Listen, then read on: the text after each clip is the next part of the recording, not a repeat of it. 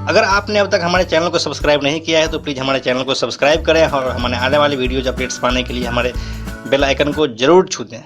बेजोड़ जोड़ा का सबसे पहला वीडियो जिसने 1 मिलियन व्यूज़ के माइलस्टोन को छुआ था वो था नटवर लाल की कहानी। नटवर लाल की यह कहानी इसीलिए चर्चित है क्योंकि नटवर लाल को भारत का सबसे बड़ा ठग कहा जाता है। उसने ताजमहल, लाल किला और संसद भवन समेत कई ऐतिहासिक इमारतों को कई बार धोखे से बेच डाला था। हमने उनकी कहानी को पूरे विस्तार से आपको बताई हुई है। वीडियो का लिंक हम डिस्क्रिप्शन में दे रहे हैं, आप उसे ज़रूर देखिएगा। लेकिन आज के इस वीडियो में एक ऐसे ही ठग के बारे में हम बात करेंगे जो 7 समंदर पार फ्रांस का रहने वाला है। इस शख्स का नाम है विक्टर लस्टिग और इसका कारनामा यह है कि इस महाशय ने एफिल टावर को ही बेच डाला था। क्यों, कैसे और किस तरह से बिक गया था एफिल टावर, आइए जानते हैं पूरे विस्तार से। नमस्कार, मेरा नाम है प्रशांत और आप देख रहे हैं बेजोड़जोड़ा.com का यूट्यूब चैनल। फ्रांस की राजधानी पेरिस को दुनिया भर में सिटी ऑफ लव के नाम से जाना जाता है। लोग वहां अपने ज़िंदगी के खूबसूरत लम्हे बिताने जाते हैं। वहीं पर स्थित है एफिल टावर। लोहे से बनाया यह मानवीय कलाकृति फ्रांस की संस्कृति का सिंबल है, लेकिन विक्टर लस्टिग ने इसे 2 बार बेच डाला था। जब यह न्यूज़ बाहर आई तो पूरी दुनिया हैरान थी। बिक्री का तरीका इतना शानदार था कि बस एफिल टावर की रजिस्ट्री होनी ही बाकी रह गई थी। लेकिन ये पूरा प्रोसेस कैसे हुआ, यह जानने से पहले जान लेते हैं विक्टर लस्टिग के बारे में। विक्टर लस्टिग का जन्म 4 जनवरी 1890 को ऑस्ट्रिया के होस्टिन शहर में हुआ था। आज के समय में इसका नाम चेक गणराज्य है। विक्टर बचपन से ही काफ़ी चालाक प्रवृत्ति का आदमी था। पढ़ने लिखने में कुछ खास नहीं था, लेकिन नई भाषाएं सीखने और नए लोगों से मिलने में उसकी खासी दिलचस्पी थी। जवान होते होते विक्टर 5 से ज़्यादा भाषाओं को लिखने और बोलने में महारत हासिल कर चुका था। विक्टर लस्टिग के बारे में जितने भी आर्टिकल इंटरनेट पर उपलब्ध हैं, उसकी माने तो वो लोगों से बहुत जल्दी घुल मिल जाया करता था। बातों ही बातों में उनके बारे में सारी जानकारी हासिल कर लेता था और फिर उन्हें बेवकूफ़ बनाने की साजिश रचकर उन्हें ठगने की कोशिश करता था। विक्टर लस्टिग को पता था कि एक जैसी शक्ल लेकर वो ज़्यादा दिन तक इस कारनामे को अंजाम नहीं दे सकता है, इसीलिए वो अपनी पहचान छिपाना बहुत ही अच्छे तरीके से जानता था। उसने ठगी जैसे कामों को अंजाम देने के लिए कई तरह के भेष भी बदले, जिससे उसको पकड़ना और भी ज़्यादा मुश्किल हो गया। विक्टर लस्टिग के पास लगभग 1 दर्जन पासपोर्ट थे। इस तरह वो विदेश भी बहुत आसानी से चला जाता था और कोई इसे पकड़ नहीं पाता था। धीरे धीरे विक्टर लस्टिग का ठगी का यह लत एक गंदी आदत में परिवर्तित हो गया और देखते ही देखते ठगी की दुनिया में उनका एक अलग ही नाम हो गया। अब आते हैं एफिल टावर वाले किस्से पर। साल 1925। अब तक विक्टर एक नामी ठग बन चुका था। विदेशों में जाकर वो अमेरिका और कनाडा तक अपना कांड कर चुका था और इसी वजह से वहाँ की पुलिस भी उसकी तलाश कर रही थी। इसीलिए उसे छुपने का सबसे बेहतरीन ठिकाना पेरिस लगा और वो वहीं आकर बस गया। साल 1919 में पहला विश्व युद्ध खत्म हुआ था और फ्रांस में नवनिर्माण का काम चल रहा था।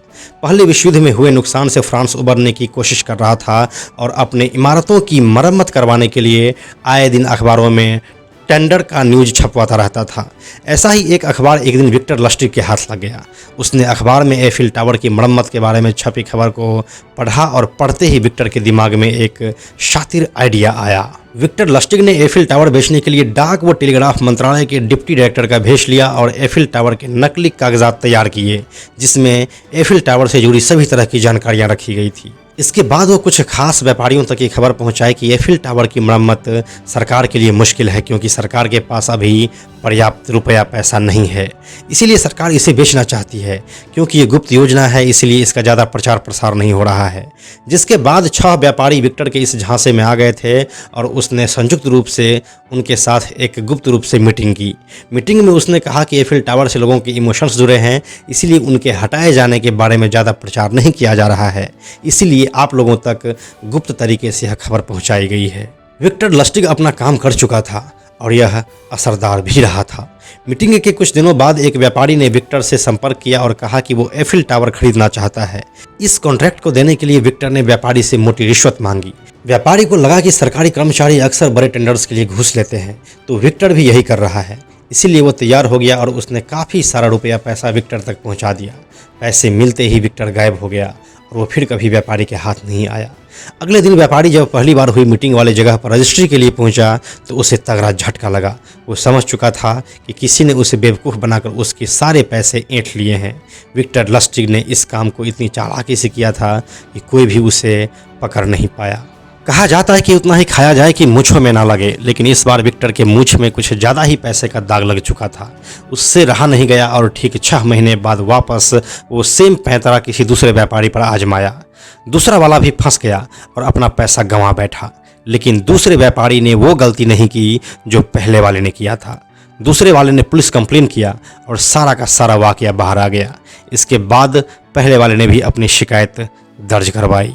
विक्टर लस्टिग को पकड़ लिया गया और उसे जेल में डाल दिया गया। उसके ऊपर कई मुकदमे चले।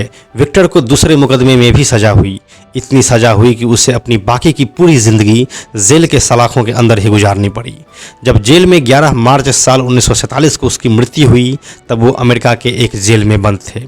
विक्टर लस्टिग को एफिल टावर बेचने के अलावा एक और जुर्म के लिए याद किया जाता है। एक रोमानियन बॉक्स क्राइम हुआ था, जिसमें विक्टर लस्टिग के पास एक ऐसा मशीन था जिससे वो किसी भी देश के करेंसी को सिर्फ 6 घंटे के अंदर ही उसका डुप्लीकेट कॉपी बना देता था। जब इस गुनाह का भी पर्दाफाश हुआ तो लोग विक्टर के दिमाग को दाद देने लगे, लेकिन इस अच्छे दिमाग से क्योंकि गलत काम किया गया था, इसलिए विक्टर लस्टिग की आखिरी मंजिल तो जेल ही थी। चलिए जाते जाते आपको एफिल टावर के बारे में कुछ महत्वपूर्ण बातें बता दे रहे हैं। एफिल टावर को लोगों के लिए 31 मार्च साल 1889 को खोला गया था। साल 1887 से 1889 के बीच इसका निर्माण हुआ था। इस टावर की ऊंचाई 324 मीटर है और जब ये बनकर तैयार हुआ था उस वक्त ये दुनिया की सबसे ऊंची इमारत थी। इसमें 3 फ्लोर और 8 लिफ्ट्स हैं। इस टावर का डिजाइन अलेक्जेंडर गुस्ताव एफिल ने किया था। इन्हीं के नाम पर इसका नाम एफिल टावर रखा गया है। तो ये थी पूरी कहानी एफिल टावर को गलत तरीके से बेचने की।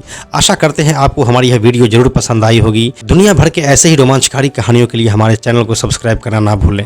यह वीडियो पूरा देखने के लिए आपका बहुत बहुत धन्यवाद। यह वीडियो अगर आपको पसंद आया तो इसे लाइक और शेयर जरूर करें। आने वाले वीडियोज़ के लिए बेजोड़ जोड़ा को सब्सक्राइब करके बेल आइकन को टच करना ना भूलें। Thank you so much.